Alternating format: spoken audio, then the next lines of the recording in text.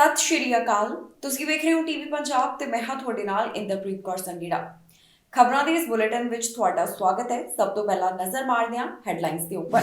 Gas ਦੀਆਂ ਕੀਮਤਾਂ ਵਿੱਚ ਹੋਵੇਗਾ ਵਾਧਾ, ਰਾਤੋਂ ਰਾਤ ਵੱਧ ਜਾਵੇਗੀ ਕੀਮਤ। ਬਾਰਡਰ ਰਾਹੀਂ ਆਉਣ ਵਾਲਿਆਂ ਦੀ ਜਾਣਕਾਰੀ ਜਾਣੋ, ਕਿੰਨਾ ਸਮਾਂ ਲੱਗੇਗਾ ਬਾਰਡਰ ਉੱਪਰ। ਕੈਨੇਡਾ ਦੇ ਕਿਸਾਨ ਹੋਏ ਪਰੇਸ਼ਾਨ, ਰੂਸ ਦੇ ਪਾਬੰਦੀਆਂ ਦਾ ਅਸਰ। ਅਸਾਈਲਮ ਸੀਕਰਸ ਨੂੰ ਰਵਾਂਡਾ ਭੇਜਣ ਦੀ ਤਿਆਰੀ, ਯੂਕੇ ਨੇ ਸਾਂਝੀ ਕੀਤੀ ਇਸ ਦੀ ਜਾਣਕਾਰੀ। ਅਗਵਾ ਕਰਨ ਦੇ ਮਾਮਲੇ 'ਚ ਪੰਜਾਬੀ ਗ੍ਰਿਫਤਾਰ, ਦੂਸਰੇ ਸ਼ੱਕੀ ਦੀ ਪੁਲਿਸ ਕਰ ਰਹੀ ਹੈ ਭਾਲ। ਕੈਨੇਡਾ ਸਮੇਤ ਵੱਖ-ਵੱਖ ਦੇਸ਼ਾਂ ਵਿੱਚ ਇਸ ਸਮੇਂ ਗੈਸ ਦੀਆਂ ਕੀਮਤਾਂ ਆਸਮਾਨ ਛੂ ਰਹੀਆਂ ਨੇ, ਜਿਸ ਦੇ ਕਾਰਨ ਆਮ ਲੋਕਾਂ ਦੀ ਜੇਬ ਦੇ ਉੱਪਰ ਅਸਰ ਪੈ ਰਿਹਾ ਹੈ। ਇੱਕ ਸੂਬੇ ਤੋਂ ਜਾਣਕਾਰੀ ਸਾਹਮਣੇ ਆ ਰਹੀ ਹੈ ਜਿੱਥੇ ਅੱਜ ਰਾਤੋਂ ਰਾਤ ਗੈਸ ਦੀਆਂ ਕੀਮਤਾਂ ਵਿੱਚ ਵਾਧਾ ਹੋ ਸਕਦਾ ਹੈ। ਇਹ ਜਾਣਕਾਰੀ ਓਨਟਾਰੀਓ ਤੋਂ ਸਾਹਮਣੇ ਆਈ, ਜਿੱਥੇ ਗੈਸ ਦੀਆਂ ਕੀਮਤਾਂ ਪਹਿਲਾਂ ਦੇ ਮੁਕਾਬਲੇ ਵੱਧ ਹੋਣਗੀਆਂ। ਕਿੰਨੀ ਕੀਮਤ ਵੱਧ ਹੋਏਗੀ, ਇਸ ਵਿੱਚ ਕਿੰਨਾ ਵਾਧਾ ਹੋਣ ਜਾ ਰਿਹਾ ਹੈ, ਤੁਹਾਨੂੰ ਦੱਸਾਂਗੇ ਇਸ ਖਬਰ ਵਿੱਚ। ਆਮ ਲੋਕਾਂ ਦੀ ਜੇਬ ਦੇ ਉੱਪਰ ਹੋਰ ਵੀ ਬੋਝ ਪੈਣਾ ਹੈ, ਕਿਉਂਕਿ ਰਾਤੋਂ ਰਾਤ ਗੈਸ ਦੀਆਂ ਕੀਮਤਾਂ ਵੱਧ ਸਕਦੀਆਂ ਹਨ। ਜੀ ਹਾਂ, ਇਹ ਜਾਣਕਾਰੀ ਓਨਟਾਰੀਓ ਤੋਂ ਸਾਹਮਣੇ ਆ ਰਹੀ ਹੈ, ਜਿੱਥੇ ਰਾਤੋਂ ਰਾਤ 20 ਸੈਂਟਸ ਗੈਸ ਦੀਆਂ ਕੀਮਤਾਂ ਵਿੱਚ ਵਾਧਾ ਹੋ ਸਕਦਾ ਹੈ। ਇੰਡਸਟਰੀ ਐਨਾਲਿਸਟ ਵੱਲੋਂ ਇਸ ਬਾਰੇ ਜਾਣਕਾਰੀ ਸਾਂਝੀ ਕੀਤੀ ਗਈ, ਜਿੱਥੇ ਉਹਨਾਂ ਨੂੰ ਲੱਗਦਾ ਹੈ ਕਿ ਇੱਥੇ ਓਨਟਾਰੀਓ ਵਿੱਚ ਗੈਸ ਦੀਆਂ ਕੀਮਤਾਂ ਵਧਣਗੀਆਂ।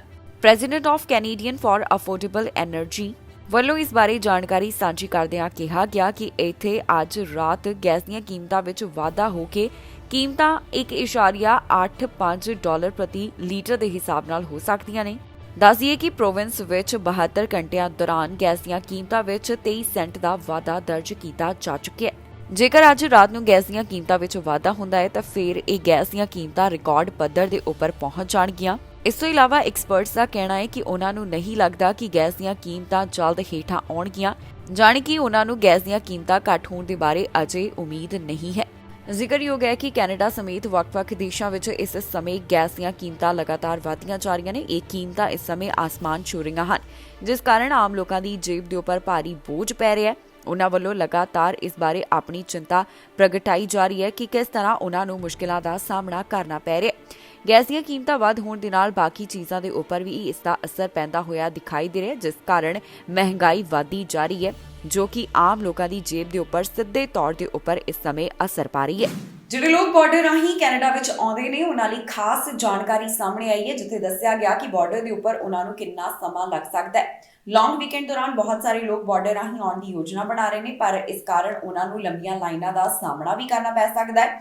ਸਰੀ ਆਰਸੀਐਮਪੀ ਵੱਲੋਂ ਵੀ ਇਸ ਬਾਰੇ ਐਡਵਾਈਸ ਜਾਰੀ ਕੀਤੀ ਗਈ, ਜਿੱਥੇ ਉਹਨਾਂ ਦੱਸਿਆ ਕਿ ਘਰ ਤੋਂ ਨਿਕਲਣ ਤੋਂ ਪਹਿਲਾਂ ਇਹ ਜ਼ਰੂਰ ਚੈੱਕ ਕਰ ਲੈਣ ਕਿ ਕਿਸ ਬਾਰਡਰ ਦੇ ਉੱਪਰ ਉਹਨਾਂ ਨੂੰ ਕਿੰਨਾ ਸਮਾਂ ਲੱਗ ਸਕਦਾ ਹੈ। ਬਾਰਡਰ ਰਾਹੀਂ ਕੈਨੇਡਾ ਵਿੱਚ ਦਾਖਲ ਹੋਣ ਵਾਲਿਆਂ ਨੂੰ ਹੁਣ ਸਲਾਹ ਦਿੱਤੀ ਗਈ ਹੈ ਤਾਂ ਕਿ ਉਹ ਜ਼ਿਆਦਾ ਸਮਾਂ ਇੱਥੇ ਇੰਤਜ਼ਾਰ ਨਾ ਕਰਦੇ ਰਹਿਣ। ਇਸ ਬਾਰੇ ਸਰੀ ਆਰਸੀਐਮਪੀ ਵੱਲੋਂ ਵੀ ਐਡਵਾਈਸ ਦਿੱਤੀ ਗਈ ਹੈ, ਜਿੱਥੇ ਉਹਨਾਂ ਨੇ ਆਮ ਲੋਕਾਂ ਨੂੰ ਕਿਹਾ ਹੈ ਕਿ ਜਦੋਂ ਵੀ ਆਉਣ ਉਹ ਜ਼ਰੂਰ ਸਮਾਂ ਚੈੱਕ ਕਰਨ ਕਿ ਇੱਥੇ ਉਹਨਾਂ ਨੂੰ ਬਾਰਡਰ ਉੱਪਰ ਕਿੰਨਾ ਸਮਾਂ ਲੱਗਣ ਵਾਲਾ ਹੈ, ਤਾਂ ਕਿ ਉਹਨਾਂ ਨੂੰ ਦਿੱਕਤ ਜਾਂ ਫਿਰ ਪਰੇਸ਼ਾਨੀ ਦਾ ਸਾਹਮਣਾ ਨਾ ਕਰਨਾ ਪਵੇ। ਦਰਅਸਲ ਲੌਂਗ ਵੀਕਐਂਡ ਦੌਰਾਨ ਕਾਫੀ ਲੋਕਾਂ ਨੂੰ ਬਾਰਡਰ ਦੇ ਉੱਪਰ ਕਾਫੀ ਜ਼ਿਆਦਾ ਸਮਾਂ ਇੰਤਜ਼ਾਰ ਕਰਨਾ ਪੈ ਰਿਹਾ ਹੈ, ਜਿਸ ਬਾਰੇ ਹੁਣ ਸਰੀ ਆਰਸੀਐਮਪੀ ਵੱਲੋਂ ਵੀ ਜਾਣਕਾਰੀ ਦਿੱਤੀ ਗਈ। ਸਰੀ ਆਰਸੀਐਮਪੀ ਦਾ ਕਹਿਣਾ ਹੈ ਕਿ ਪੀਸ ਆਰਕ ਬਾਰਡਰ ਅਤੇ ਪੈਸੀਫਿਕ ਹਾਈਵੇ ਬਾਰਡਰ ਕ੍ਰਾਸਿੰਗ ਦੇ ਉੱਪਰ 90 ਮਿੰਟ ਜਾਂ ਫਿਰ 2 ਘੰਟੇ ਤੋਂ ਵੱਧ ਦਾ ਸਮਾਂ ਲੱਗ ਸਕਦਾ ਹੈ। ਇੱਥੇ ਇੰਨਾ ਸਮਾਂ ਇੰਤਜ਼ਾਰ ਕਰਨਾ ਪੈ ਸਕਦਾ ਹੈ, ਜਿਸ ਕਾਰਨ ਉਹਨਾਂ ਨੇ ਕਿਹਾ ਹੈ ਕਿ ਜਦੋਂ ਵੀ ਤੁਸੀਂ ਇਸ ਬਾਰਡਰ ਦੇ ਰਾਹੀਂ ਖਾਸ ਤੌਰ ਦੇ ਉੱਪਰ ਲੌਂਗ ਵੀਕਐਂਡ ਦੌਰਾਨ ਆਉਣ ਦੀ ਯੋਜਨਾ ਬਣਾਓ ਤਾਂ ਇਸ ਦੀ ਜਾਣਕਾਰੀ ਡਰਾਈਵ ਬ੍ਰਿਟਿਸ਼ ਕੋਲੰਬੀਆ ਜਾਂ ਫਿਰ travel.gc.ca ਦੇ ਉੱਪਰ ਹਾਸਲ ਕਰ ਸਕਦੇ ਹੋ। ਜੇਕਰ ਆਮ ਲੋਕ ਅਜਿਹਾ ਕਰਨਗੇ ਤਾਂ ਫਿਰ ਬਾਰਡਰ ਦੇ ਉੱਪਰ ਲੰਬੀਆਂ ਲਾਈਨਾਂ ਨਹੀਂ ਲੱਗਣਗੀਆਂ ਤੇ ਪਰੇਸ਼ਾਨੀ ਦਾ ਸਾਹਮਣਾ ਨਹੀਂ ਕਰਨਾ ਪਵੇਗਾ। ਇਸ ਦੇ ਨਾਲ ਹੀ ਆਪਣੇ ਦਰਸ਼ਕਾਂ ਨੂੰ ਦੱਸ ਦਈਏ ਕਿ ਲੌਂਗ ਵੀਕਐਂਡ ਦੌਰਾਨ ਵੱਖ-ਵੱਖ ਬਾਰਡਰਾਂ ਦੇ ਉੱਪਰ ਉਹਨਾਂ ਨੂੰ ਕਿੰਨੇ ਸਮੇਂ ਦਾ ਇੰਤਜ਼ਾਰ ਕਰਨਾ ਪੈ ਸਕਦਾ ਹੈ। ਸੇਂਟ ਸਟੀਫਨ ਦੇ ਉੱਪਰ 15 minute, Saint Stephen 3rd bridge ਦੇ ਉੱਪਰ ਕੋਈ ਵੀ ਡੀਲੇ ਨਹੀਂ ਹੈ, ਵੁੱਡਸਟਾਕ ਰੋਡ ਦੇ ਉੱਪਰ ਕੋਈ ਵੀ ਡੀਲੇ ਨਹੀਂ, ਕਿਊਬਿਕ ਵਾਲੇ ਬਾਰਡਰ ਦੇ ਉੱਪਰ 1 ਘੰਟੇ ਦਾ ਇੰਤਜ਼ਾਰ ਕਰਨਾ ਪੈ ਸਕਦਾ ਹੈ। ਇਸ ਤੋਂ ਇਲਾਵਾ 1000 ਆਈਲੈਂਡ ਬ੍ਰਿਜ ਦੇ ਉੱਪਰ 30 ਮਿੰਟ, ਓਨਟਾਰੀਓ ਵਾਲੇ ਬਾਰਡਰ ਦੇ ਉੱਪਰ 20 ਮਿੰਟ, ਐਪਸਫੋਰਡ ਵੱਲ 20 ਮਿੰਟ ਤੇ ਬ੍ਰਿਟਿਸ਼ ਕੋਲੰਬੀਆ ਵੱਲ 25 ਮਿੰਟ ਦਾ ਇੰਤਜ਼ਾਰ ਕਰਨਾ ਪੈ ਸਕਦਾ ਹੈ। ਇਹ ਜਾਣਕਾਰੀ ਇਸ ਕਰਕੇ ਸਾਂਝੀ ਕੀਤੀ ਜਾ ਰਹੀ ਹੈ ਕਿਉਂਕਿ ਲੌਂਗ ਵੀਕਐਂਡ ਦੌਰਾਨ ਕਾਫੀ ਲੋਕ ਬਾਰਡਰ ਰਾਹੀਂ ਆਉਣ ਦੀ ਯੋਜਨਾ ਬਣਾਉਂਦੇ ਨੇ, ਪਰ ਇੱਥੇ ਬਾਰਡਰ ਦੇ ਉੱਪਰ ਲੰਬੀਆਂ ਲਾਈਨਾਂ ਲੱਗ ਜਾਂਦੀਆਂ ਨੇ, ਜਿਸ ਕਾਰਨ ਆਮ ਲੋਕਾਂ ਨੂੰ ਕਾਫੀ ਪਰੇਸ਼ਾਨੀ ਦਾ ਸਾਹਮਣਾ ਕਰਨਾ ਪੈਂਦਾ ਹੈ।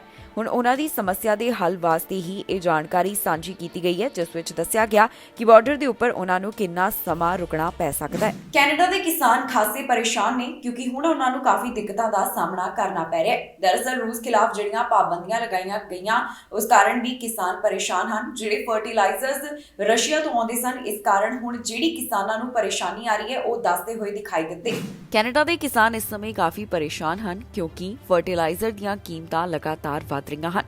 ਨਿਊ ਬਰਨਸਵਿਕ ਨਾਲ ਸੰਬੰਧਿਤ ਕਿਸਾਨਾਂ ਵੱਲੋਂ ਇਸ ਬਾਰੇ ਆਪਣੇ ਵਿਚਾਰ ਸਾਂਝੇ ਕਰਦਿਆਂ ਦੱਸਿਆ ਗਿਆ ਕਿ ਕਿਸ ਤਰ੍ਹਾਂ ਉਹਨਾਂ ਨੂੰ ਇਸ ਸਮੇਂ ਮੁਸ਼ਕਲਾਂ ਦਾ ਸਾਹਮਣਾ ਕਰਨਾ ਪੈ ਰਿਹਾ ਹੈ।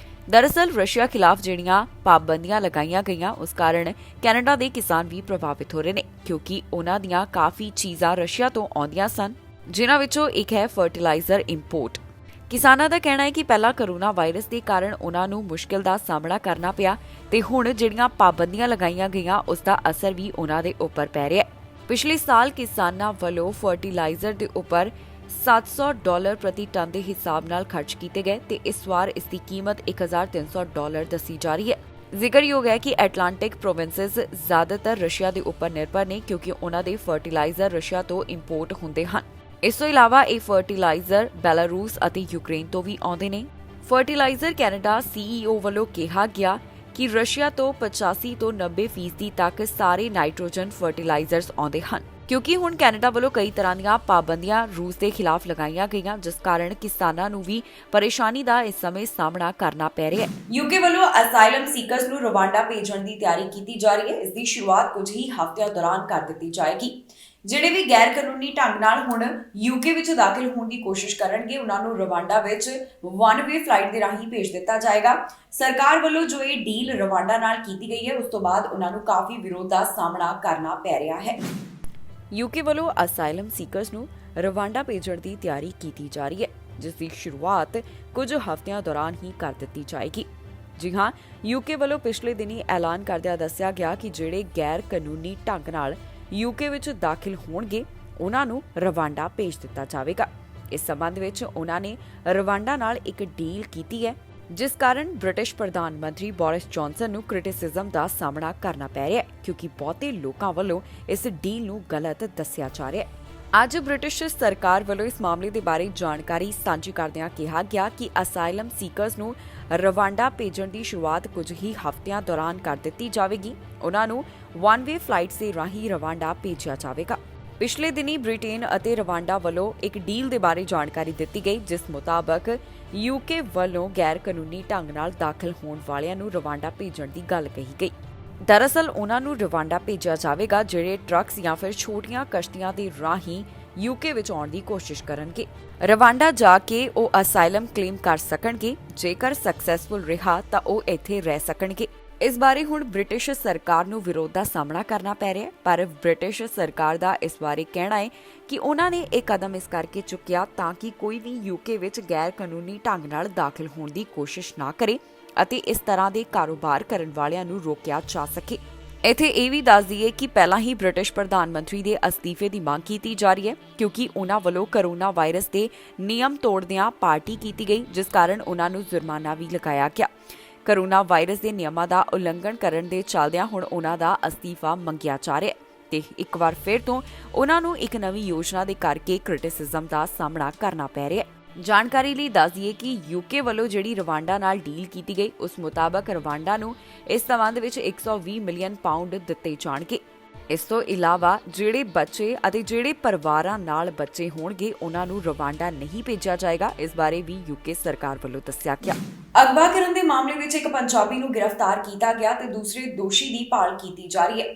ਦੱਸ ਦਈਏ ਕਿ ਕੁਝ ਮਹੀਨੇ ਪਹਿਲਾਂ ਇੱਕ ਅਗਵਾ ਕਰਨ ਦਾ ਮਾਮਲਾ ਸਾਹਮਣੇ ਆਇਆ ਸੀ ਜਿੱਥੇ ਇੱਕ ਲੜਕੀ ਨੂੰ ਅਗਵਾ ਕੀਤਾ ਗਿਆ। ਇਸ ਮਾਮਲੇ ਦੇ ਸੰਬੰਧ ਵਿੱਚ ਪੁਲਿਸ ਨੇ ਕਾਰਵਾਈ ਕਰਦਿਆਂ ਇੱਕ ਨੂੰ ਗ੍ਰਿਫਤਾਰ ਕੀਤਾ ਹੈ, ਦੂਸਰੇ ਦੀ ਭਾਲ ਜਾਰੀ ਹੈ। ਜਿਸ ਨੂੰ ਗ੍ਰਿਫਤਾਰ ਕੀਤਾ ਉਸ ਦੀ ਪਹਿਚਾਣ ਵੀ ਉਹਨਾਂ ਵੱਲੋਂ ਜਨਤਕ ਕੀਤੀ ਗਈ ਹੈ। ਕਿਡਨੈਪਿੰਗ ਦੇ ਮਾਮਲੇ ਵਿੱਚ ਪੁਲਿਸ ਵੱਲੋਂ ਇੱਕ ਪੰਜਾਬੀ ਨੂੰ ਗ੍ਰਿਫਤਾਰ ਕੀਤਾ ਗਿਆ ਹੈ ਤੇ ਦੂਸਰੇ ਸ਼ੱਕੀ ਦੀ ਉਹਨਾਂ ਵੱਲੋਂ ਭਾਲ ਕੀਤੀ ਜਾ ਰਹੀ ਹੈ। ਦਰਅਸਲ 3 ਮਹੀਨੇ ਪਹਿਲਾਂ ਵਸਾਵਾ ਬੀਚ ਤੋਂ ਇੱਕ ਮਾਮਲਾ ਸਾਹਮਣੇ ਆਇਆ ਸੀ ਜਿੱਥੇ 37 ਸਾਲਾ ਔਰਤ ਨੂੰ ਅਗਵਾ ਕੀਤਾ ਗਿਆ। ਇਸ ਮਾਮਲੇ ਦੇ ਵਿੱਚ ਪੁਲਿਸ ਨੇ ਕਾਰਵਾਈ ਕਰਦਿਆਂ ਮਿਸੀਸਾਗਾ ਦੇ ਰਹਿਣ ਵਾਲੇ 23 ਸਾਲਾ ਨੌਜਵਾਨ ਨੂੰ ਗ੍ਰਿਫਤਾਰ ਕੀਤਾ ਤੇ ਇਸ ਦੇ ਉੱਪਰ ਚਾਰਜਸ ਵੀ ਲਗਾਏ ਗਏ ਹਨ। ਯਾਰਕ ਰੀਜਨਲ ਪੁਲਿਸ ਵੱਲੋਂ ਇਸ ਮਾਮਲੇ ਦੀ ਜਾਣਕਾਰੀ ਸਾਂਝੀ ਕੀਤੀ ਗਈ। ਉਹਨਾਂ ਨੇ गिरफ्तार कीते नौजवान का नाम रियासत सिंह दस्सिया। रियासत ਨੂੰ ਕਤਲ ਦੀ ਕੋਸ਼ਿਸ਼, ਅਗਵਾ ਕਰਨ ਦੀ ਕੋਸ਼ਿਸ਼ ਅਤੇ ਅਪਰਾਧ ਕਰਕੇ ਇਕੱਠੀ ਕੀਤੀ ਗਈ $5000 ਤੋਂ ਵੱਧ ਦੀ ਸੰਪਤੀ ਕੋਲ ਰੱਖਣ ਦੇ ਮਾਮਲਿਆਂ ਵਿੱਚ ਚਾਰਜ ਕੀਤਾ ਗਿਆ ਹੈ। ਇਸ ਤੋਂ ਬਾਅਦ ਪੁਲਿਸ ਨੇ ਇੱਕ ਹੋਰ ਸ਼ੱਕੀ ਦੇ ਬਾਰੇ ਕੈਨੇਡਾ ਵਿੱਚ ਗ੍ਰਿਫਤਾਰੀ ਵਾਰੰਟ ਜਾਰੀ ਕੀਤਾ ਹੈ। ਇਸ ਦੂਸਰੇ ਸ਼ੱਕੀ ਦਾ ਨਾਮ ਪੁਲਿਸ ਵੱਲੋਂ ਹਰਸ਼ਦੀਪ ਸਿੰਘ ਦੱਸਿਆ ਗਿਆ, ਜੋ ਕਿ ਬ੍ਰੈਂਪਟਨ ਨਾਲ ਸੰਬੰਧਿਤ ਹੈ। ਇਸ ਦੀ ਉਮਰ 23 ਸਾਲ ਦੇ ਕਰੀਬ ਦੱਸੀ ਗਈ ਹੈ। ਜਾਣਕਾਰੀ ਲਈ ਦੱਸ ਦਈਏ ਕਿ ਓਨਟਾਰੀਓ ਪੁਲਿਸ ਵੱਲੋਂ ਜੋ ਇਸ ਮਾਮਲੇ ਦੀ ਜਾਣਕਾਰੀ ਸਾਂਝੀ ਕੀਤੀ ਗਈ, ਉਸ ਵਿੱਚ ਉਹਨਾਂ ਦੱਸਿਆ ਕਿ 12 ਜਨਵਰੀ 2022 ਨੂੰ ਓਨਟਾਰੀਓ ਦੇ ਬਸਾਬਾ ਬੀਚ ਤੋਂ ਇੱਕ ਅਜਿਹਾ ਮਾਮਲਾ ਸਾਹਮਣੇ ਆਇਆ ਜਿੱਥੇ ਘਰ 'ਚੋਂ ਇੱਕ ਔਰਤ ਨੂੰ ਅਗਵਾ ਕੀਤਾ ਗਿਆ ਸੀ। ਇਨ੍ਹਾਂ ਸ਼ੱਕੀਆਂ ਵੱਲੋਂ ਪੁਲਿਸ ਦੀ ਵਰਦੀ ਪਾਈ ਹੋਈ ਸੀ। ਪੁਲਿਸ ਵੱਲੋਂ ਉਦੋਂ ਤੋਂ ਹੀ ਮਾਮਲੇ ਦੀ ਜਾਂਚ ਕੀਤੀ ਜਾ ਰਹੀ ਸੀ। ਜਿਸ ਦੀ ਗ੍ਰਿਫਤਾਰੀ ਹੋਈ ਉਸ ਦੀ ਮਾਂ ਦਾ ਕਹਿਣਾ ਹੈ ਕਿ ਜਲਦ ਤੋਂ ਜਲਦ ਉਸ ਦੀ ਬੇਟੀ ਨੂੰ ਲੱਭਣ ਦੇ ਵਿੱਚ ਮਦਦ ਕੀਤੀ ਜਾਵੇ। ਇਸ ਮਾਮਲੇ ਦੇ ਸੰਬੰਧ ਵਿੱਚ ਪੁਲਿਸ ਵੱਲੋਂ ਵਧੇਰੇ ਜਾਂਚ ਕੀਤੀ ਜਾ ਰਹੀ ਹੈ। ਉਹਨਾਂ ਦਾ ਕਹਿਣਾ ਹੈ ਕਿ ਜੇਕਰ ਕਿਸੇ ਨੂੰ ਵੀ ਇਸ ਬਾਰੇ ਕੋਈ ਜਾਣਕਾਰੀ ਹੋਵੇ ਤਾਂ ਉਹਨਾਂ ਨਾਲ 183372834115 ਤੇ ਕਾਲ ਕਰਕੇ ਜਾਣਕਾਰੀ ਸਾਂਝੀ ਕੀਤੀ ਜਾ ਸਕਦੀ ਹੈ। ਪ੍ਰਧਾਨ ਮੰਤਰੀ ਜਸਟਿਨ ਟਰੂਡੋ ਵੱਲੋਂ ਪਾਸਓਵਰ ਦੀ ਵਧਾਈ ਦਿੱਤੀ ਗਈ। ਉਹਨਾਂ ਨੇ ਸੋਸ਼ਲ ਮੀਡੀਆ ਪਲੇਟਫਾਰਮ ਦੇ ਉੱਪਰ ਇੱਕ ਵੀਡੀਓ ਸੰਦੇਸ਼ ਜਾਰੀ ਕੀਤਾ ਜਿੱਥੇ ਉਹ ਇਸ ਦਿਨ ਦੀ ਮਹੱਤਤਾ ਦੱਸਦੇ ਹੋਏ ਦਿਖਾਈ ਦਿੱਤੇ ਤੇ ਦੱਸਿਆ ਕਿ ਕਿਵੇਂ ਯੂਐਸ ਲੋਕਾਂ ਦੀ ਜ਼ਿੰਦਗੀ ਦੇ ਵਿੱਚ ਇਹ ਦਿਨ ਖਾਸ ਮਹੱਤਤਾ ਰੱਖਦਾ ਹੈ। ਪ੍ਰਧਾਨ ਮੰਤਰੀ ਜਸਟਿਨ ਟਰੂਡੋ ਵੱਲੋਂ ਪਾਸਓਵਰ ਦੀ ਵਧਾਈ ਦਿੱਤੀ ਗਈ। ਉਹਨਾਂ ਨੇ ਸੋਸ਼ਲ ਮੀਡੀਆ ਪਲੇਟਫਾਰਮ ਦੇ ਰਾਹੀਂ ਇੱਕ ਵੀਡੀਓ ਸੰਦੇਸ਼ ਜਾਰੀ ਕੀਤਾ ਜਿਸ ਵਿੱਚ ਇਸ ਦਿਨ ਦੇ ਬਾਰੇ ਜ਼ਿਕਰ ਕਰਦੇ ਹੋਏ ਉਹ ਦਿਖਾਈ ਦਿੱਤੇ ਤੇ ਨਾਲ ਹੀ ਦੱਸਿਆ ਗਿਆ ਕਿ ਜੂਇਸ਼ ਲੋਕਾਂ ਦੀ ਜ਼ਿੰਦਗੀ ਦੇ ਵਿੱਚ ਇਹ ਦਿਨ ਕਿੰਨੀ ਮਹੱਤਤਾ ਰੱਖਦਾ ਹੈ। ਪ੍ਰਧਾਨ ਮੰਤਰੀ ਜਸਟਿਨ ਟਰੂਡੋ ਵੱਲੋਂ ਇਸ ਮੌਕੇ ਤੇ ਕੀ ਕਿਹਾ ਗਿਆ, ਆਓ ਤੁਹਾਨੂੰ ਸੁਣਾਉਂਦੇ ਹਾਂ। Hello everyone, bonjour à tous. Tonight at sundown, the Jewish community will mark the first night of Passover. Family and friends will gather around the Seder table to read from the Haggadah, enjoy symbolic foods like matzah and maror, and drink wine.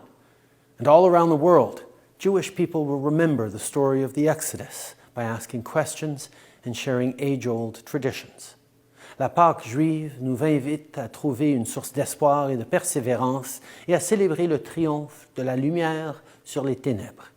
Elle nous rappelle que le bien l'emportera toujours sur le mal et qu'il est important de défendre nos convictions. L'histoire de la Pâque juive est tirée de la Bible, mais les enjeux de la haine et de la persécution sont encore bien présents de nos jours. We've all seen a frightening rise in hate-motivated crimes against the Jewish community, both here in Canada and around the world. So I want to be clear. Anti-Semitism has no place in our country or anywhere else. It's up to each and every one of us to call it out and to speak up against hatred in all its forms.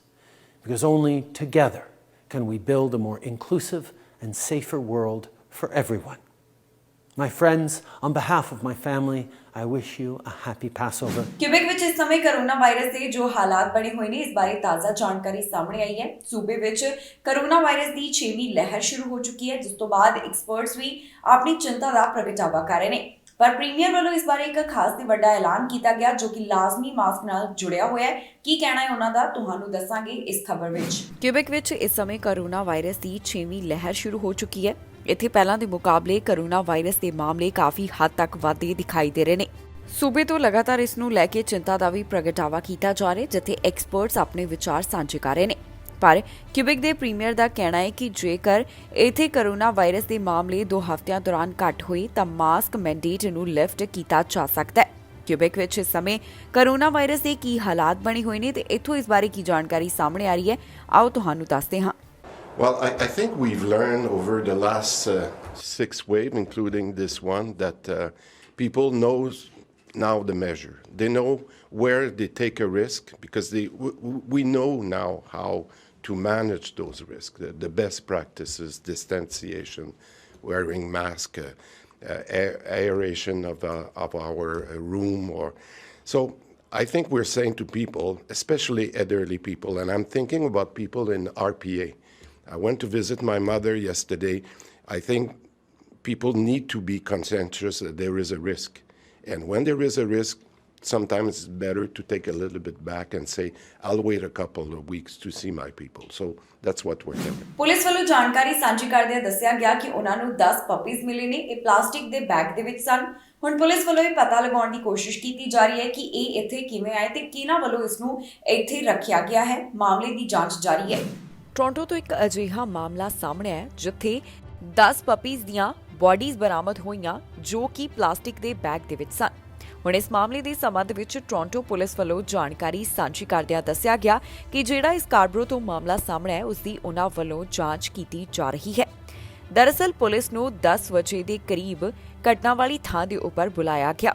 ਜਦੋਂ ਅਫਸਰ ਤੇ animal welfare officials ਘਟਨਾ ਵਾਲੀ ਥਾਂ ਦੇ ਉੱਪਰ ਪਹੁੰਚੇ ਤਾਂ ਉਹਨਾਂ ਨੂੰ 10 ਪਪੀਜ਼ ਮਿਲੇ ਜਿਹੜੇ ਕਿ ਪਲਾਸਟਿਕ ਬੈਗ ਦੇ ਵਿੱਚ ਪਾਏ ਹੋਏ ਸਨ। ਉਹਨਾਂ ਦਾ ਕਹਿਣਾ ਹੈ ਕਿ ਇਹਨਾਂ ਪਪੀਜ਼ ਦੀ ਉਮਰ 4 ਮਹੀਨੇ ਦੇ ਕਰੀਬ ਦੱਸੀ ਜਾ ਰਹੀ ਹੈ। ਫਿਲਹਾਲ ਪੁਲਿਸ ਵੱਲੋਂ ਇਸ ਮਾਮਲੇ ਦੀ ਜਾਂਚ ਕੀਤੀ ਜਾ ਰਹੀ ਹੈ ਤਾਂ ਕਿ ਪਤਾ ਲਗਾਇਆ ਜਾ ਸਕੇ ਕਿ ਇਹ ਪਪੀਜ਼ ਇੱਥੇ ਪਲਾਸਟਿਕ ਬੈਗ ਵਿੱਚ ਕਿਵੇਂ ਆਏ, ਕਿਹਨਾਂ ਵੱਲੋਂ ਉਹਨਾਂ ਨੂੰ ਇੱਥੇ ਰੱਖਿਆ ਗਿਆ ਤੇ ਜਿਨ੍ਹਾਂ ਵੱਲੋਂ ਅਜਿਹਾ ਕੀਤਾ ਗਿਆ ਉਹਨਾਂ ਦੇ ਉੱਪਰ ਜਲਦ ਕਾਰਵਾਈ ਕੀਤੀ ਜਾਵੇਗੀ। ਪੁਲਿਸ ਦਾ ਕਹਿਣਾ ਹੈ ਕਿ ਜੇਕਰ ਕਿਸੇ ਨੂੰ ਵੀ ਇਸ ਘਟਨਾ ਦੇ ਬਾਰੇ ਕੋਈ ਜਾਣਕਾਰੀ ਹੋਵੇ ਤਾਂ ਉਹਨਾਂ ਨਾਲ ਜ਼ਰੂਰ ਸੰਪਰਕ ਕਰਨ। 4168084100 ਤੇ ਕਾਲ ਕਰਕੇ ਜਾਣਕਾਰੀ ਸਾਂਝੀ ਕੀਤੀ ਜਾ ਸਕਦੀ ਹੈ। ਫਿਲਹਾਲ ਇਸ ਮਾਮਲੇ ਦੀ ਇਨਵੈਸਟੀਗੇਸ਼ਨ ਜਾਰੀ ਹੈ। ਵਾਹਨ ਦੀ ਟੱਕਰ ਲੱਗਣ ਕਾਰਨ 2 ਜਾਣੇ ਜ਼ਖਮੀ ਹੋ ਗਏ, ਜਿਸ ਬਾਰੇ ਪੁਲਿਸ ਨੇ ਜਾਣਕਾਰੀ ਸਾਂਝੀ ਕੀਤੀ। ਦੋਹਾਂ ਨੂੰ ਜ਼ਖਮੀ ਹਾਲਤ ਵਿੱਚ ਹਸਪਤਾਲ ਭਰਤੀ ਕਰਵਾਇਆ ਗਿਆ। ਪੀੜਤਾਂ ਦੇ ਨਾਮ ਅਜੇ ਉਹਨਾਂ ਵੱਲੋਂ ਜਨਤਕ ਨਹੀਂ ਕੀਤੇ ਗਏ। ਟੋਰਾਂਟੋ ਦੇ ਕੈਲੇਡੋਨੀਆ ਤੋਂ ਇੱਕ ਹਾਦਸੇ ਦੇ ਬਾਰੇ ਜਾਣਕਾਰੀ ਸਾਹਮਣੇ ਆਈ ਜਿੱਥੇ ਵਾਹਨ ਵੱਲੋਂ 2 ਰਾਹਗੀਰਾਂ ਨੂੰ ਟੱਕਰ ਮਾਰੀ ਗਈ ਹੈ। ਪੁਲਿਸ ਵੱਲੋਂ ਇਸ ਮਾਮਲੇ ਦੀ ਜਾਂਚ ਕੀਤੀ ਜਾ ਰਹੀ ਹੈ। ਉਨ੍ਹਾਂ ਕਿਹਾ ਕਿ ਇਹ ਮਾਮਲਾ 8:45 ਦੇ ਕਰੀਬ ਸਾਹਮਣੇ ਆਇਆ। ਜਦੋਂ ਆਫੀਸਰਸ ਘਟਨਾ ਵਾਲੀ ਥਾਂ ਦੇ ਉੱਪਰ ਪਹੁੰਚੇ ਤਾਂ ਉਨ੍ਹਾਂ ਦੇਖਿਆ ਕਿ ਇੱਥੇ 2 ਰਾਹਗੀਰ ਜ਼ਖਮੀ ਸਨ ਜਿਨ੍ਹਾਂ ਨੂੰ ਇੱਕ ਵਾਹਨ ਦੀ ਟੱਕਰ ਲੱਗੀ। ਇਹਨਾਂ ਦੋਹਾਂ ਦੀ ਉਮਰ 20 ਸਾਲ ਦੇ ਕਰੀਬ ਦੱਸੀ ਗਈ ਜਿਨ੍ਹਾਂ ਨੂੰ ਗੰਭੀਰ ਸੱਟਾਂ ਆਈਆਂ।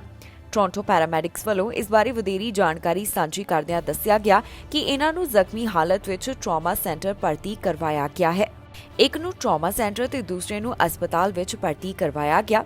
ਪੁਲਿਸ ਮੁਤਾਬਕ ਵਾਹਨ ਨੂੰ ਚਲਾਉਣ ਵਾਲਾ ਡਰਾਈਵਰ ਘਟਨਾ ਵਾਲੀ ਥਾਂ ਦੇ ਉੱਪਰ ਹੀ ਮੌਜੂਦ ਸੀ ਤੇ ਜਿਸ ਸਮੇਂ ਉਹਨਾਂ ਵੱਲੋਂ ਜਾਂਚ ਕੀਤੀ ਜਾ ਰਹੀ ਸੀ ਉਸ ਸਮੇਂ ਘਟਨਾ ਵਾਲੀ ਥਾਂ ਨੂੰ ਬੰਦ ਰੱਖਿਆ ਗਿਆ। ਫਿਲਹਾਲ 2 ਪੀੜਤਾਂ ਦੇ ਨਾਮ ਪੁਲਿਸ ਵੱਲੋਂ ਅਜੇ ਜਨਤਕ ਨਹੀਂ ਕੀਤੇ ਗਏ। ਮਾਮਲੇ ਦੀ ਜਾਂਚ ਜਾਰੀ ਹੈ ਜਿਸ ਤੋਂ ਬਾਅਦ ਬਾਕੀ ਦੀ ਜਾਣਕਾਰੀ ਉਹਨਾਂ ਵੱਲੋਂ ਸਾਂਝੀ ਕੀਤੀ ਜਾਵੇਗੀ। ਫਿਲਹਾਲ ਇਸ ਬਾਰੇ ਅਜੇ ਉਹਨਾਂ ਨੇ ਜ਼ਿਆਦਾ ਕੋਈ ਇਨਫੋਰਮੇਸ਼ਨ ਸਾਂਝੀ ਨਹੀਂ ਕੀਤੀ। ਗੋਲੀ ਲੱਗਣ ਕਾਰਨ ਇੱਕ ਵਿਅਕਤੀ ਜ਼ਖਮੀ ਹੋ ਗਿਆ, ਜਿਸ ਬਾਰੇ ਪੁਲਿਸ ਨੇ ਜਾਣਕਾਰੀ ਦਿੱਤੀ ਹੈ। ਫਿਲਹਾਲ ਉਹਨਾਂ ਨੇ ਪੀੜਤ ਦਾ ਨਾਮ ਜਨਤਕ ਨਹੀਂ ਕੀਤਾ ਤੇ ਮਾਮਲੇ ਦੇ ਬਾਰੇ ਜ਼ਿਆਦਾ ਡਿਟੇਲ ਅਜੇ ਉਹਨਾਂ ਵੱਲੋਂ ਸਾਂਝੀ ਨਹੀਂ ਕੀਤੀ ਗਈ। ਸਸਪੈਕਟ ਦੇ ਬਾਰੇ ਵੀ ਬਹੁਤੀ ਇਨਫੋਰਮੇਸ਼ਨ ਨਹੀਂ ਦਿੱਤੀ ਗਈ। ਇਟੋਬੇਕੋ ਤੋਂ ਇੱਕ ਅਜਿਹਾ ਮਾਮਲਾ ਸਾਹਮਣੇ ਆਇਆ ਜਿੱਥੇ ਗੋਲੀ ਲੱਗਣ ਦੇ ਕਾਰਨ ਇੱਕ ਵਿਅਕਤੀ ਗੰਭੀਰ ਰੂਪ ਵਿੱਚ ਜ਼ਖਮੀ ਹੋਇਆ। ਪੁਲਿਸ ਵੱਲੋਂ ਇਸ ਮਾਮਲੇ ਦੇ ਸੰਬੰਧ ਵਿੱਚ ਜਾਣਕਾਰੀ ਸਾਂਝੀ ਕਰਦਿਆਂ ਦੱਸਿਆ ਗਿਆ ਕਿ ਇਹ ਘਟਨਾ 2:30 ਦੇ ਕਰੀਬ ਸਾਹਮਣੇ ਆਈ। ਪੁਲਿਸ ਦਾ ਕਹਿਣਾ ਹੈ ਕਿ ਇਸ ਘਟਨਾ ਦੌਰਾਨ ਕਈ ਗੋਲੀਆਂ ਚਲਾਈਆਂ ਗਈਆਂ। ਪੁਲਿਸ ਦੇ ਦੱਸਣ ਮੁਤਾਬਕ ਜਿਸ ਵਿਅਕਤੀ ਨੂੰ ਗੋਲੀ ਲੱਗੀ ਉਹ ਘਰ ਵਿੱਚ ਹੀ ਮੌਜੂਦ ਸੀ। ਉਸ ਨੂੰ ਹਸਪਤਾਲ ਵਿੱਚ ਭਰਤੀ ਕਰਵਾਇਆ ਗਿਆ। ਫਿਲਹਾਲ ਇਸ ਦੀ ਹਾਲਤ ਸਥਿਰ ਦੱਸੀ ਜਾ ਰਹੀ ਹੈ ਜਿਸ ਬਾਰੇ ਟੋਰਾਂਟੋ ਪੈਰਾਮੈਡਿਕਸ ਵੱਲੋਂ ਦੱਸਿਆ ਗਿਆ। ਪੁਲਿਸ ਵੱਲੋਂ ਅਜੇ ਸਸਪੈਕਟ ਦੇ ਬਾਰੇ ਵੀ ਬਹੁਤੀ ਜਾਣਕਾਰੀ ਸਾਂਝੀ ਨਹੀਂ ਕੀਤੀ ਗਈ। ਜਿਸ ਸਮੇਂ ਉਹਨਾਂ ਵੱਲੋਂ ਇਸ ਮਾਮਲੇ ਦੀ ਜਾਂਚ ਕੀਤੀ ਜਾ ਰਹੀ ਸੀ ਉਸ ਦੌਰਾਨ ਇਸ ਖੇਤਰ ਨੂੰ ਕੁਝ ਸਮੇਂ ਦੇ ਲਈ ਬੰਦ ਰੱਖਿਆ ਗਿਆ। ਅਜੇ ਪੀੜਤ ਦਾ ਨਾਮ ਵੀ ਉਹਨਾਂ ਵੱਲੋਂ ਜਨਤਕ ਨਹੀਂ ਕੀਤਾ ਗਿਆ। ਇਹ ਜਾਣਕਾਰੀ ਬਾਕੀ ਦੀ ਇਨਫੋਰਮੇਸ਼ਨ ਇਕੱਠੀ ਕਰਨ ਤੋਂ ਬਾਅਦ ਹੀ ਦਿੱਤੀ ਜਾਵੇਗੀ। ਹੁਣ ਤੱਕ ਪੁਲਿਸ ਵੱਲੋਂ ਸਿਰਫ ਇਹੀ ਦੱਸਿਆ ਗਿਆ ਹੈ ਕਿ ਜੋ ਅੱਧੀ ਰਾਤ ਨੂੰ ਇੱਥੇ ਗੋਲੀਆਂ ਚੱਲੀਆਂ ਉਸ ਕਾਰਨ ਇੱਕ ਵਿਅਕਤੀ ਜ਼ਖਮੀ ਹੋਇਆ ਜਿਸ ਦਾ ਇਸ ਸਮੇਂ ਹਸਪਤਾਲ ਵਿੱਚ ਇਲਾਜ ਚੱਲ ਰਿਹਾ ਹੈ ਤੇ ਸਸਪੈਕਟ ਬਾਰੇ ਵੀ ਅਜੇ ਜਾਣਕਾਰੀ ਆਉਣੀ ਬਾਕੀ ਹੈ। ਯੂਕਰੇਨ ਦੇ ਇਸ ਸਮੇਂ ਜਿਹੜੇ ਤਾਜ਼ਾ ਹਾਲਾਤ ਨੇ ਉਸ ਬਾਰੇ ਲਗਾਤਾਰ ਜਾਣਕਾਰੀ ਸਾਹਮਣੇ ਆ ਰਹੀ ਹੈ ਕਿ ਵਿੱਚੋਂ ਕਈ ਲਾਸ਼ਾਂ ਮਿਲੀਆਂ। 900 ਤੋਂ ਵੱਧ ਲੋਕਾਂ ਦੀਆਂ ਇੱਥੋਂ ਲਾਸ਼ਾਂ ਮਿਲੀਆਂ ਜਿਨ੍ਹਾਂ ਵਿੱਚੋਂ ਜ਼ਿਆਦਾਤਰ ਅਜਿਹੇ ਸਨ ਜਿਨ੍ਹਾਂ ਉੱਪਰ ਗੋਲੀ ਮਾਰੀ ਗਈ ਹੈ। ਇੱਥੇ ਜਿਹੜੇ ਹਾਲਾਤ ਬਣੇ ਹੋਏ ਨੇ ਇਸ ਨੂੰ ਲੈ ਕੇ ਲਗਾਤਾਰ ਚਰਚਾ ਹੋ ਰਹੀ ਹੈ ਤੇ ਮੰਗ ਕੀਤੀ ਜਾ ਰਹੀ ਹੈ ਕਿ ਰੂਸ ਖਿਲਾਫ ਸਖਤ ਕਦਮ ਚੁੱਕਿਆ ਜਾਵੇ। ਕੀਵ ਵਿੱਚੋਂ 900 ਦੇ ਕਰੀਬ ਸਿਵਲੀਅਨ ਬਾਡੀਜ਼ ਮਿਲੀਆਂ ਜਿਸ ਬਾਰੇ ਪੁਲਿਸ ਵੱਲੋਂ ਜਾਣਕਾਰੀ ਦਿੱਤੀ ਗਈ। ਉਹਨਾਂ ਦਾ ਕਹਿਣਾ ਹੈ ਕਿ ਰਸ਼ੀਅਨ ਫੋਰਸਿਸ ਦੇ ਵਿਡਰਾਅਲ ਤੋਂ ਬਾਅਦ ਕੀਵ ਵਿੱਚੋਂ 900 ਤੋਂ ਵੱਧ ਸਿਵਲੀਅਨ ਬਾਡੀਜ਼ ਮਿਲੀਆਂ ਨੇ। ਪੁਲਿਸ ਮੁਤਾਬਕ ਇਹਨਾਂ ਵਿੱਚੋਂ ਜ਼ਿਆਦਾਤਰ ਬਾਡੀਜ਼ ਅਜਿਹੀਆਂ ਨੇ ਜਿਨ੍ਹਾਂ ਤੇ ਗੋਲੀ ਮਾਰੀ ਗਈ। ਦੱਸ ਦਈਏ ਕਿ ਯੂਕਰੇਨ ਦੇ ਵੱਖ-ਵੱਖ ਹਿੱਸਿਆਂ ਵਿੱਚ ਲਗਾਤਾਰ ਬਾਡੀਜ਼ ਮਿਲਣ ਦਾ ਸਿਲਸਿਲਾ ਜਾਰੀ ਹੈ ਜਿਸ ਬਾਰੇ ਸਮੇਂ-ਸਮੇਂ ਤੇ ਜਾਣਕਾਰੀ ਸਾਂਝੀ ਕੀਤੀ ਜਾ ਰਹੀ ਹੈ। ਪਿਛਲੇ ਦਿਨੀ ਬੁਚਾ ਤੋਂ ਵੀ ਅਜਿਹਾ ਹੀ ਮਾਮਲਾ ਸਾਹਮਣੇ ਆਇਆ ਸੀ ਜਿੱਥੇ ਕਾਫੀ ਜ਼ਿਆਦਾ ਬਾਡੀਜ਼ ਮਿਲੀਆਂ। ਬੁਚਾ ਦੀ ਘਟਨਾ ਤੋਂ ਬਾਅਦ ਵੱਖ-ਵੱਖ ਲੀਡਰਸ ਵੱਲੋਂ ਵੀ ਇਸ ਬਾਰੇ ਬਿਆਨ ਦਿੱਤਾ ਗਿਆ। ਯੂਕਰੇਨ ਦੇ ਰਾਸ਼ਟਰਪਤੀ ਵੱਲੋਂ ਵੀ ਇਸ ਦੀਆਂ ਤਸਵੀਰਾਂ ਯੂਐਨ ਨੂੰ ਸੰਬੋਧਿਤ ਕਰਦਿਆਂ ਦਿਖਾਈਆਂ ਗਈਆਂ ਸਨ। ਇਹ ਤਸਵੀਰਾਂ ਕਾਫੀ ਭਾਵੁਕ ਸਨ। ਹੁਣ ਲਗਾਤਾਰ ਜਿਹੜੀਆਂ ਬਾਡੀਜ਼ ਮਿਲਣ ਦਾ ਸਿਲਸਿਲਾ ਜਾਰੀ ਹੈ ਉਸ ਬਾਰੇ ਪੁਲਿਸ ਵੱਲੋਂ ਯੂਕਰੇਨ ਤੋਂ ਜਾਣਕਾਰੀ ਸਾਂਝੀ ਕੀਤੀ ਜਾ ਰਹੀ ਹੈ। ਯੂਕਰੇਨ ਦੇ ਵਿੱਚ ਜਿਹੜੇ ਹਾਲਾਤ ਬਣੇ ਹੋਏ ਨੇ ਇਸ ਨੂੰ ਲੈ ਕੇ ਵੀ ਲਗਾਤਾਰ ਚਰਚਾ ਹੋ ਰਹੀ ਹੈ। ਇੱਥੇ ਕਾਫੀ ਹੱਦ ਤੱਕ ਇਮਾਰਤਾਂ ਨੁਕਸਾਨੀਆਂ ਜਾ ਚੁੱਕੀਆਂ ਨੇ। ਕਈ ਲੋਕਾਂ ਦੀ ਹੁਣ ਤੱਕ ਮੌਤ ਹੋ ਚੁੱਕੀ ਹੈ। ਜ਼ਿਕਰਯੋਗ ਹੈ ਕਿ ਰੂਸ ਵੱਲੋਂ ਜੋ ਯੂਕਰੇਨ ਦੇ ਉੱਪਰ ਹਮਲਾ ਕੀਤਾ ਗਿਆ ਉਸ ਨੂੰ 1 ਮਹੀਨੇ ਤੋਂ ਵੱਧ ਦਾ ਸਮਾਂ ਹੋ ਗਿਆ ਹੈ। ਇਹ ਜੰਗ ਅਜੇ ਵੀ ਜਾਰੀ ਹੈ ਤੇ ਜੋ ਯੂਕਰੇਨ ਦੇ ਵਿੱਚ ਹਾਲਾਤ ਬਣੇ ਹੋਏ ਨੇ ਇਸ ਬਾਰੇ ਲਗਾਤਾਰ ਤਸਵੀਰਾਂ ਸਾਹਮਣੇ ਆ ਰਹੀਆਂ ਹਨ। ਹਾਲਾਂਕਿ ਰੂਸ ਖਿਲਾਫ ਵੱਖ-ਵੱਖ ਦੇਸ਼ਾਂ ਵੱਲੋਂ ਸਖਤੀ ਕੀਤੀ ਜਾ ਰਹੀ ਹੈ। ਉਹਨਾਂ ਵੱਲੋਂ ਕਈ ਤਰ੍ਹਾਂ ਦੀਆਂ ਰਸ਼ੀਆ ਖਿਲਾਫ ਪਾਬੰਦੀਆਂ ਲਗਾਈਆਂ ਜਾ ਰਹੀਆਂ ਨੇ ਤਾਂ ਕਿ ਉਹਨਾਂ ਨੂੰ ਆਰਥਿਕਤਾ ਪੱਖੋਂ ਪ੍ਰਭਾਵਿਤ ਕੀਤਾ ਜਾ ਸਕੇ ਅਤੇ ਉਹ ਇਸ ਜੰਗ ਨੂੰ ਖਤਮ ਕਰ ਦੇਣ। ਪਰ ਇਹ ਜੰਗ ਅਜੇ ਵੀ ਜਾਰੀ ਹੈ। ਹੁਣ ਵੱਖ-ਵੱਖ ਦੇਸ਼ਾਂ ਦੇ ਵੱਡੇ ਲੀਡਰਸ ਵੱਲੋਂ ਰੂਸ ਖਿਲਾਫ ਕਾਰਵਾਈ ਦੀ ਵੀ ਮੰਗ ਕੀਤੀ ਜਾ ਰਹੀ ਹੈ। ਇਸ ਖਬਰ ਵਿੱਚ ਜਾਣਕਾਰੀ ਤੁਹਾਡੇ ਨਾਲ ਸਾਂਝੀ ਕਰਾਂਗੇ ਕਿ ਕੈਨੇਡਾ ਦੇ ਕਿਹੜੇ ਹਿੱਸੇ ਤੋਂ ਕਿੰਨੇ ਕੋਰੋਨਾ ਵਾਇਰਸ ਦੇ ਮਾਮਲੇ ਸਾਹਮਣੇ ਆਏ। ਇਸ ਸਮੇਂ ਕੈਨੇਡਾ ਵਿੱਚ ਕੋਰੋਨਾ ਵਾਇਰਸ ਦੇ ਕੀ ਹਾਲਾਤ ਬਣੇ ਹੋਏ ਨੇ, ਕੀ ਸਥਿਤੀ ਬਣੀ ਹੋਈ ਹੈ, ਤੁਹਾਨੂੰ ਦੱਸਾਂਗੇ ਇਸ ਖਬਰ ਵਿੱਚ। ਓਨਟਾਰੀਓ ਵਿੱਚ ਪਹਿਲਾਂ ਦੇ ਮੁਕਾਬਲੇ ਕੋਰੋਨਾ ਵਾਇਰਸ ਦੇ ਮਾਮਲੇ ਵੱਧ ਹੋਣ ਲੱਗੇ ਨੇ, ਜਿੱਥੇ ਕੋਰੋਨਾ ਵਾਇਰਸ ਦੀ 6ਵੀਂ ਲਹਿਰ ਸ਼ੁਰੂ ਹੋ ਚੁੱਕੀ ਹੈ। ਇੱਥੇ ਹਸਪਤਾਲ ਵਿੱਚ 1000 ਤੋਂ ਵੱਧ ਮਰੀਜ਼ਾਂ ਦੀ ਗਿਣਤੀ ਦੱਸੀ ਜਾ ਰਹੀ ਹੈ। ਇਸ ਤੋਂ ਇਲਾਵਾ ਇੰਟੈਂਸਿਵ ਕੇਅਰ ਅਧੀਨ 177 ਦੇ ਕਰੀਬ ਮਰੀਜ਼ ਦੱਸੇ ਗਏ ਹਨ। ਦੱਸ ਦਈਏ ਕਿ ਓਨਟਾਰੀਓ ਸੂਬੇ ਵੱਲੋਂ ਅੱਜ ਕੋਵਿਡ-19 ਦੀ ਅਪਡੇਟ ਸਾਂਝੀ ਨਹੀਂ ਕੀਤੀ ਗਈ। ਉਹਨਾਂ ਵੱਲੋਂ ਨਹੀਂ ਦੱਸਿਆ ਗਿਆ ਕਿ 24 ਘੰਟਿਆਂ ਦੌਰਾਨ ਇੱਥੇ ਕਿੰਨੇ ਮਾਮਲੇ ਦਰਜ ਕੀਤੇ ਗਏ। ਪਰ ਦੱਸ ਦਈਏ ਕਿ ਇੱਥੇ ਵੀਰਵਾਰ ਵਾਲੇ ਦਿਨ 4000 ਤੋਂ ਜ਼ਿਆਦਾ ਮਾਮਲੇ ਸਾਹਮਣੇ ਆਏ ਸਨ। ਪ੍ਰੋਵਿੰਸ ਵਿੱਚ ਹੁਣ ਤੱਕ ਕੁੱਲ 12 ਲੱਖ ਤੋਂ ਵੱਧ ਕੋਰੋਨਾ ਦੇ ਮਾਮਲੇ ਸਾਹਮਣੇ ਆ ਚੁੱਕੇ ਨੇ। ਮੌਤਾਂ ਦਾ ਅੰਕੜਾ 12000 ਤੋਂ ਪਾਰ ਪਹੁੰਚ ਚੁੱਕਿਆ ਹੈ, ਜਿਸ ਬਾਰੇ ਸੂਬੇ ਵੱਲੋਂ ਜਾਣਕਾਰੀ ਦਿੱਤੀ ਗਈ। ਰਿਕਵਰਡ ਕੇਸਿਸ ਦੀ ਗਿਣਤੀ 11 ਲੱਖ ਤੋਂ ਵੱਧ ਹੈ। ਵੈਕਸੀਨੇਸ਼ਨ ਦੀ ਜਾਣਕਾਰੀ ਮੁਤਾਬਕ ਜ਼ਿਆਦਾਤਰ ਲੋਕਾਂ ਵੱਲੋਂ ਕੋਵਿਡ-19 ਵੈਕਸੀਨ ਲਗਾਈ ਜਾ ਚੁੱਕੀ ਹੈ। ਇੱਥੇ 12 ਸਾਲ ਤੇ ਇਸ ਤੋਂ ਵੱਧ ਉਮਰ ਵਾਲਿਆਂ 'ਚ 91% ਦੀ ਆਬਾਦੀ ਵੱਲੋਂ ਕੋਵਿਡ-19 ਵੈਕਸੀਨ ਦੇ ਦੋਨੋਂ ਟੀਕੇ, 92.9% ਦੀ ਆਬਾਦੀ ਵੱਲੋਂ ਕੋਵਿਡ-19 ਵੈਕਸੀਨ ਦਾ ਇੱਕ ਟੀਕਾ ਤੇ ਤੀਜੇ ਡੋਜ਼ ਲਗਵਾਉਣ ਵਾਲਿਆਂ ਦੀ ਗਿਣਤੀ 56% ਦੇ ਕਰੀਬ ਦੱਸੀ ਗਈ। 5 ਸਾਲ ਤੋਂ 11 ਸਾਲ ਵਾਲਿਆਂ 'ਚ 55.9% ਦੀ ਆਬਾਦੀ ਇਸ ਸਮੇਂ ਉਹ ਹੈ ਜਿਨ੍ਹਾਂ ਨੇ ਕੋਵਿਡ-19 ਦਾ ਇੱਕ ਟੀਕਾ ਤੇ 34.3% ਦੀ ਆਬਾਦੀ ਵੱਲੋਂ ਕੋਵਿਡ-19 ਵੈਕਸੀਨ ਦੇ 2 ਟੀਕੇ ਲਗਵਾਏ ਗਏ ਨੇ। ਇੱਥੇ ਟੈਸਟ ਪੋਜ਼ਿਟਿਵਿਟੀ ਰੇਟ 18% ਤੋਂ ਵੱਧ ਦੱਸਿਆ ਗਿਆ। ਕਿਊਬੈਕ ਦੇ ਵਿੱਚ ਵੀ ਪਹਿਲਾਂ ਦੇ ਮੁਕਾਬਲੇ ਕੋਰੋਨਾ ਵਾਇਰਸ ਦੇ ਮਾਮਲੇ ਵੱਧ ਹੋਣ ਲੱਗੇ ਨੇ, ਜਿੱਥੇ ਹਸਪਤਾਲ ਵਿੱਚ 2000 ਤੋਂ ਵੱਧ ਦੀ ਗਿਣਤੀ ਦੱਸੀ ਜਾ ਰਹੀ ਹੈ। ਇੰਟੈਂਸਿਵ ਕੇਅਰ ਅਧੀਨ ਇੱਥੇ 96 ਮਰੀਜ਼ ਹਨ। 24 ਘੰਟਿਆਂ ਦੌਰਾਨ 3000 ਤੋਂ ਜ਼ਿਆਦਾ ਮਾਮਲੇ ਸਾਹਮਣੇ ਆਏ। 24 ਘੰਟਿਆਂ ਦੌਰਾਨ 3190 ਕੇਸਿਸ ਦਰਜ ਕੀਤੇ ਗਏ ਤੇ 26 ਮੌਤਾਂ ਇਸ ਵਾਇਰਸ ਕਾਰਨ ਹੋ ਗਈਆਂ। ਇੱਥੇ ਪੈਂਡੈਮਿਕ ਦੀ ਸ਼ੁਰੂਆਤ ਤੋਂ ਲੈ ਕੇ ਹੁਣ ਤੱਕ ਕੁੱਲ 10 ਲੱਖ ਤੋਂ ਵੱਧ ਕੋਰੋਨਾ ਦੇ ਮਾਮਲੇ ਸਾਹਮਣੇ ਆ ਚੁੱਕੇ ਨੇ। 14618 ਮੌਤਾਂ ਇਸ ਵਾਇਰਸ ਕਾਰਨ ਹੋ ਚੁੱਕੀਆਂ ਨੇ। ਵੈਕਸੀਨੇਸ਼ਨ ਦੀ ਜਾਣਕਾਰੀ ਮੁਤਾਬਕ 5 ਸਾਲ ਤੇ ਇਸ ਤੋਂ ਵੱਧ ਉਮਰ ਵਾਲਿਆਂ 'ਚ 91% ਦੀ ਆਬਾਦੀ ਵੱਲੋਂ ਕੋਵਿਡ-19 ਵੈਕਸੀਨ ਦੀ ਪਹਿਲੀ ਡੋਜ਼, 87% ਦੀ ਆਬਾਦੀ ਵੱਲੋਂ ਕੋਵਿਡ-19 ਵੈਕਸੀਨ ਦੇ 2 ਟੀਕੇ। ਇਸ ਤੋਂ ਇਲਾਵਾ ਸੂਬੇ ਵਿੱਚ 54% ਦੀ ਆਬਾਦੀ ਉਹ ਹੈ ਜਿਨ੍ਹਾਂ ਵੱਲੋਂ ਕੋਵਿਡ-19 ਵੈਕਸੀਨ ਦਾ ਬੂਸਟਰ ਡੋਜ਼ ਵੀ ਲਗਵਾਇਆ ਗਿਆ, ਜਾਣੀ ਕਿ ਇਹ ਗਿਣਤੀ 3 ਟੀਕੇ ਹਾਸਲ ਕਰਨ ਵਾਲਿਆਂ ਦੀ ਹੈ। ਅਮਰੀਕਾ ਤੋਂ ਇੱਕ 70 ਸਾਲਾ ਬਜ਼ੁਰਗ ਦੇ ਉੱਪਰ ਹਮਲਾ ਕਰਨ ਦਾ ਮਾਮਲਾ ਸਾਹਮਣੇ ਆਇਆ ਸੀ, ਜਿਸ ਸੰਬੰਧ ਵਿੱਚ ਪੁਲਿਸ ਨੇ ਕਾਰਵਾਈ ਕਰਦਿਆਂ ਹੁਣ ਟੀਨੇਜਰ ਨੂੰ ਗ੍ਰਿਫਤਾਰ ਕੀਤਾ। ਇਸ ਦੇ ਉੱਪਰ ਚਾਰजेस ਲਗਾਏ ਗਏ ਹਨ। 70 ਸਾਲਾ ਬਜ਼ੁਰਗ ਦੇ ਉੱਪਰ ਅਮਰੀਕਾ ਵਿੱਚ ਹਮਲਾ ਕਰਨ ਵਾਲੇ ਟੀਨੇਜਰ ਦੇ ਉੱਪਰ ਪੁਲਿਸ ਵੱਲੋਂ ਕਾਰਵਾਈ ਕੀਤੀ ਗਈ। ਦਰਅਸਲ ਨਿਊਯਾਰਕ ਤੋਂ ਪਿਛਲੇ ਦਿਨੀ ਇੱਕ ਅਜਿਹਾ ਮਾਮਲਾ ਸਾਹਮਣੇ ਆਇਆ ਸੀ ਜਿੱਥੇ 70 ਸਾਲਾ ਬਜ਼ੁਰਗ ਉੱਪਰ ਕਿਸੇ ਵੱਲੋਂ ਹਮਲਾ ਕੀਤਾ ਗਿਆ। ਇਸ ਦੌਰਾਨ ਇਸ ਬਜ਼ੁਰਗ ਦੇ ਮੂੰਹ ਦੇ ਉੱਪਰ ਪੰਚ ਕੀਤਾ ਗਿਆ ਸੀ। ਪੁਲਿਸ ਵੱਲੋਂ ਇਸ ਘਟਨਾ ਦੇ ਬਾਰੇ ਜਾਣਕਾਰੀ ਸਾਂਝੀ ਕਰਦਿਆਂ ਦੱਸਿਆ ਗਿਆ ਕਿ ਉਹਨਾਂ ਨੇ ਇਸ ਮਾਮਲੇ ਦੇ ਸੰਬੰਧ ਵਿੱਚ ਟੀਨੇਜਰ ਨੂੰ ਚਾਰਜ ਕੀਤਾ ਹੈ। ਦੱਸ ਦਈਏ ਕਿ ਇਸ ਟੀਨੇਜਰ ਵੱਲੋਂ 70 ਸਾਲਾ ਬਜ਼ੁਰਗ ਉੱਪਰ ਹਮਲਾ ਕੀਤਾ ਗਿਆ ਸੀ। ਨਿਊਯਾਰਕ ਪੁਲਿਸ ਡਿਪਾਰਟਮੈਂਟ ਵੱਲੋਂ ਜਾਣਕਾਰੀ ਸਾਂਝੀ ਕਰਦਿਆਂ ਕਿਹਾ ਗਿਆ ਕਿ ਜਿਸ ਟੀਨੇਜਰ ਦੇ ਉੱਪਰ ਕਾਰਵਾਈ ਕੀਤੀ ਗਈ ਉਸ ਦਾ ਨਾਮ ਵੈਨਨ ਹੈ। ਉਸ ਨੂੰ ਪਹਿਲਾਂ 3 ਅਪ੍ਰੈਲ ਨੂੰ ਜਿਹੜਾ ਮਾਮਲਾ ਸਾਹਮਣੇ ਆਇਆ ਸੀ ਉਸ ਸੰਬੰਧ ਵਿੱਚ ਗ੍ਰਿਫਤਾਰ ਕੀਤਾ ਗਿਆ। ਇਸ ਦੌਰਾਨ ਇੱਕ 70 ਸਾਲਾ ਬਜ਼ੁਰਗ ਨਿਰਮਲ ਸਿੰਘ ਉੱਪਰ ਹਮਲਾ ਕੀਤਾ ਗਿਆ ਸੀ, ਜਿਹੜਾ ਕਿ ਭਾਰਤ ਤੋਂ ਅਮਰੀਕਾ ਵਿੱਚ ਆਇਆ। ਇਸ ਤੋਂ ਬਾਅਦ 2 ਹੋਰ ਸਿੱਖਾਂ ਦੇ ਉੱਪਰ ਹਮਲਾ ਕਰਕੇ ਉਹਨਾਂ ਤੋਂ ਕੁਝ ਚੀਜ਼ਾਂ ਲੁੱਟੀਆਂ ਗਈਆਂ ਸਨ। ਇਸ ਮਾਮਲੇ ਦੇ ਨਾਲ ਜੁੜੇ ਹੋਏ ਸਸਪੈਕਟ ਦੇ ਉੱਪਰ ਵੀ ਕਾਰਵਾਈ ਕੀਤੀ ਗਈ ਹੈ। ਇਹ ਦੋਨੋਂ ਅਲੱਗ-ਅਲੱਗ ਮਾਮਲੇ ਰਿਚਮੰਡ ਹਿੱਲ ਨਾਲ ਸੰਬੰਧਿਤ ਦੱਸੇ ਜਾ ਰਹੇ ਹਨ। ਜ਼ਿਕਰਯੋਗ ਹੈ ਕਿ 3 ਅਪ੍ਰੈਲ ਨੂੰ ਜਿਹੜਾ ਸਿੱਖ ਦੇ ਉੱਪਰ ਅਟੈਕ ਦਾ ਮਾਮਲਾ ਸਾਹਮਣੇ ਆਇਆ ਸੀ, ਇਸ ਵਿੱਚ ਵੇਖਿਆ ਜਾ ਸਕਦਾ ਸੀ ਕਿ ਨਿਰਮਲ ਸਿੰਘ ਵੱਲੋਂ ਰਵਾਇਤੀ ਕੱਪੜੇ ਪਹਿਨੇ ਹੋਏ ਸਨ। ਟੀਨੇਜਰ ਵੱਲੋਂ ਉਸਦੇ ਮੂੰਹ ਦੇ ਉੱਪਰ ਪੰਚ ਕੀਤਾ ਗਿਆ, ਜਦਕਿ ਨਿਰਮਲ ਸਿੰਘ ਵੱਲੋਂ ਉਸ ਨੂੰ ਪ੍ਰੋਵੋਕ ਨਹੀਂ ਕੀਤਾ ਗਿਆ ਸੀ। ਇਸ ਸਸਪੈਕਟ ਵੱਲੋਂ ਸਿੰਘ ਨੂੰ ਕੋਈ ਵੀ ਸ਼ਬਦ ਨਹੀਂ ਕਹੇ ਗਏ, ਜਿਸ ਬਾਰੇ ਪੁਲਿਸ ਨੇ ਜਾਣਕਾਰੀ ਸਾਂਝੀ ਕੀਤੀ। ਇਸ ਤੋਂ ਬਾਅਦ ਫਿਰ ਇੱਕ ਮਾਮਲਾ ਸਾਹਮਣੇ ਆਇਆ ਸੀ ਜਿੱਥੇ 2 ਸਿੱਖਾਂ ਨੂੰ ਨਿਸ਼ਾਨਾ ਬਣਾਇਆ ਗਿਆ, ਜਿਨ੍ਹਾਂ ਤੋਂ ਕੁਝ ਚੀਜ਼ਾਂ ਵੀ ਲੁੱਟੀਆਂ ਗਈਆਂ ਸਨ। ਇਹਨਾਂ ਦੀਆਂ ਦਸਤਾਰਾਂ ਵੀ ਉਤਾਰੀਆਂ ਗਈਆਂ, ਜਿਸ ਬਾਰੇ ਪੁਲਿਸ ਨੇ ਇਨਫੋਰਮੇਸ਼ਨ ਸਾਂਝੀ ਕੀਤੀ। ਇਸ ਮਾਮਲੇ ਨਾਲ ਜੁੜੇ ਹੋਏ ਸਸਪੈਕਟ ਦੇ ਉੱਪਰ ਵੀ ਪੁਲਿਸ ਵੱਲੋਂ ਕਾਰਵਾਈ ਕਰਦਿਆਂ ਇਸ ਉੱਪਰ ਚਾਰਜ ਲਗਾਏ ਗਏ। ਇਸ ਨੌਜਵਾਨ ਦਾ ਨਾਮ ਕੋਲੇਮਾਨ ਦੱਸਿਆ ਗਿਆ, ਜਿਸ ਦੀ ਉਮਰ 20 ਸਾਲ ਦੇ ਕਰੀਬ ਸੀ।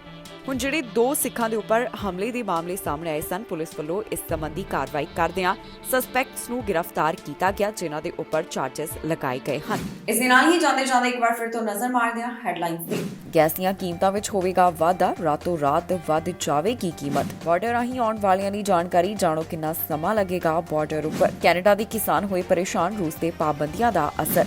ਅਸਾਈਲਮ ਸੀਕਰਸ ਨੂੰ ਰਵਾਂਡਾ ਭੇਜਣ ਦੀ ਤਿਆਰੀ, ਯੂਕੇ ਨੇ ਸਾਂਝੀ ਕੀਤੀ ਇਸ ਦੀ ਜਾਣਕਾਰੀ। ਅਗਵਾ ਕਰਨ ਦੇ ਮਾਮਲੇ 'ਚ ਪੰਜਾਬੀ ਗ੍ਰਿਫਤਾਰ, ਦੂਸਰੇ ਸ਼ੱਕੀ ਦੀ ਪੁਲਿਸ ਕਰ ਰਹੀ ਹੈ ਭਾਲ। ਖਬਰਾਂ ਦੇ ਇਸ ਬੁਲੇਟਿਨ ਵਿੱਚ ਇੰਨਾ ਹੀ। ਫਿਲਹਾਲ ਮੈਨੂੰ ਇੰਦਰਪ੍ਰੀਤ ਕੌਰ ਸੰਗੀੜਾ ਨੂੰ ਦਿਓ ਇਜਾਜ਼ਤ ਤੇ ਤੁਸੀਂ ਵੇਖਦੇ ਰਹੋ ਟੀਵੀ ਪੰਜਾਬ।